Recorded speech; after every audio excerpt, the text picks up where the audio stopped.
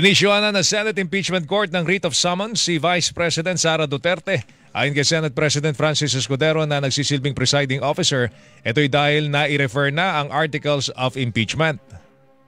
Pursuant to Article 7 of the impeachment rules, which provide, upon the presentation of the Articles of Impeachment and the organization of the Senate, as herein above provided, a writ of summons shall be issued to the person impeached, reciting or incorporating said articles and notifying her to appear before the Senate on a day and at a place to be fixed by the Senate and named in such writ, and to file her answer to the Articles of Impeachment within a non-extendable period of 10 days from receipt thereof.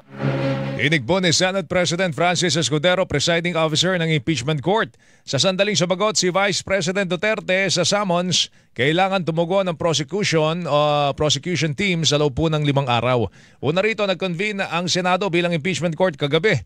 Nanumpa na rin po yung mga senador bilang senator judges para sa impeachment trial laban naman sa Vice Presidente.